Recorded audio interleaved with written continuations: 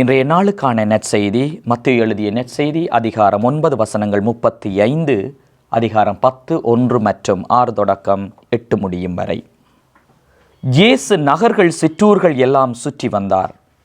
எங்கும் அவர்களுடைய தொழுகை கூடங்களில் கற்பித்தார். விண்ணரசை பற்றிய நற்செய்தியை பறைசாற்றினார். நோய் நொடிகள் அனைத்தையும் குணமாக்கினார். இயேசு தம் சீடர் 12 தம்மிடம் வரவழைத்தார்.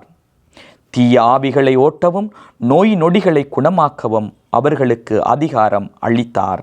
மாறாக வழி தவறிப்போன ஆடுகளுக்கான இஸ்ரேல் மக்களிடமே செல்லுங்கள்.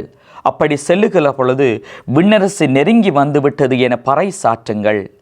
நலம் குன்றியவர்களை குணமாக்குங்கள். இறந்தோரை உயிர்த்தெழச் செய்யுங்கள். தொழுநோயாளரை நலமாக்குங்கள். பேய்களை ஓட்டுங்கள். கொடையாக பெற்றீர்கள், கொடையாகவே வழங்குங்கள் என்றார். பிரியமான சகோதர சகோதரிகளே, நம் ஆண்டவர் இயேசு கிறிஸ்துவினுடைய பிறப்பினூடாக இந்த உலகத்திலே ஒரு மாற்றம் நிகழ்கிறது. அந்த மாற்றம்தான் இந்த வாரம் முழுவதும் நாங்கள் வாசித்த பல்வேறுபட்ட நற்செய்திகளிலே ஒரு குணப்படுத்தலை அல்லது அவருடைய பணியினுடைய தன்மையை நாங்கள் பார்க்கிறோம். அவ்வாறு இந்த வார்த்தை சொல்லுகிறது பாருங்கள். இயேசு நகர்கள் சிற்றூர்கள் எல்லாம் சுற்றி வந்தார். அங்கு தொழுகை கூடங்களில் முதலாவதாக போதிக்கின்றார். நற்செய்தியை பறைசாற்றுகிறார். அது மட்டுமல்ல, விண்ணரசை பற்றிய நற்செய்தியை பறைசாற்றியது மட்டுமல்ல, நோய் நொடிகள் அனைத்தையும் குணமாக்குகின்றார்.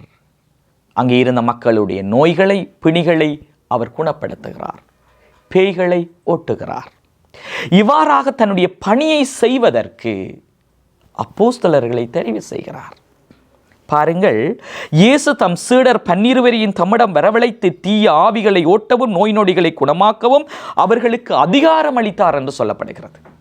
ஆகவே தன்னுடைய பணியை, தான் இந்த உலகத்திலே செய்த பணியை தொடர்ந்து மாற்றுவதற்கு அப்போஸ்தலர்களை தெரிவு செய்து அவர்களுக்கு அந்த அதிகாரத்தை கொடுக்கின்றார். அவ்வாறு அந்த அதிகாரத்தை கொடுத்து சொல்லுகிறார் பாருங்கள். எங்கும் சென்று விண்ணரசு நெருங்கி வந்து விட்டதென பறைசாற்றுங்கள். அது மட்டுமல்ல, இறந்தோரை நீங்கள் உயிர்த்தெழ செய்யுங்கள். தொழுநோயாளரை நலமாக்குங்கள். பேய்களை ஓட்டுங்கள். கொடையாக பெற்றுக்கொண்டீர்கள், கொடையாக கொடுங்கள் என்று அந்த அப்போஸ்தலர்களுக்கு இந்த அதிகாரத்தை கொடுத்து அவர்களை அனுப்பி வைக்கின்றார். பிரியமான சகோதர சகோதரிகளே, இயேசு ஆண்டவருடைய பணியை தொடர்ந்து ஆற்ற இந்த அப்போஸ்தலர்களை தெரிவு செய்த ஆண்டவர் இன்று எங்களையும் அழைத்து நிற்கின்றார்.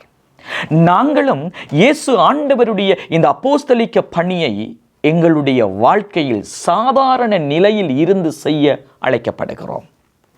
ஆகவேதான் பாருங்கள், ஆண்டவர் பேய்களை ஓட்டினார், நோய்களை குணப்படுத்தினார், இறை அரசு நெருங்கி வந்துவிட்டது என்று அவர் அறிவித்தார் என்றால், விண்ணரசின் நற்செய்தியை போதித்தார் என்றால், நானும் நீங்களும் எங்கள் வாழ்க்கை சூழலில் அதனை போதிக்க, அதனை அறிவிக்க கடமைப்பட்டிருக்கிறோம்.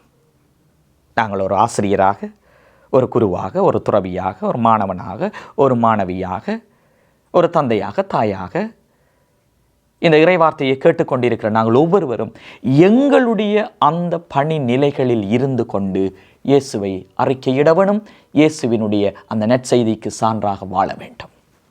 அவ்வாறு செய்கிற பொழுது எவ்வாறு இந்த அப்போஸ்தலருக்கு இயேசு ஆண்டவர் அதிகாரம் கொடுத்து அனுப்பினாரோ, அதே போல திருமுழுக்கு பெற்றுக்கொண்ட ஒவ்வொரு கிறிஸ்தவன், திருமுழுக்கு பெற்றுக்கொண்ட ஒவ்வொரு கிறிஸ்தவன் அந்த அழைப்பின் பிரகாரம் இயேசுவின் பணியை தொடர்ந்தும் இந்த உலகத்திலே ஆற்ற அழைக்கப்படுகிறார்கள்.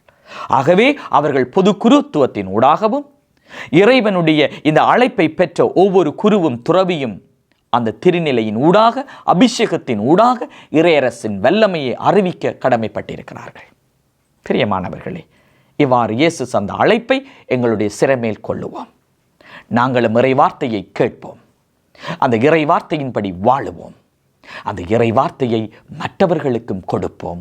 அவற்றினூடாக நம் ஆண்டவர் இயேசு கிறிஸ்து கொண்டு வந்த அந்த இறையாட்சியை அவருடைய வருகையின் பொழுது நாங்களும் பெற்று மகிழ்ச்சியாய் மன்றாடுவோம். வருகையினால் தீமை விலக்கும் இறையே,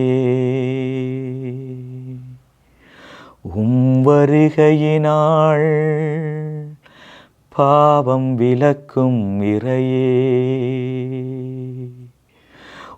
வருகையினால் காயம் மாற்றும் இறையே, வருகையினால் அமைதி தாரும் இறையே, வருகையினால் மகிழ்ச்சி தாரும் இறையே. எல்லாம் வல்ல இயேசுவின் நாமம், தந்தை, மகன், தூய ஆவி உங்கள் ஒவ்வொருவரையும் நிறைவாய் ஆசீர்வதிப்பாராக.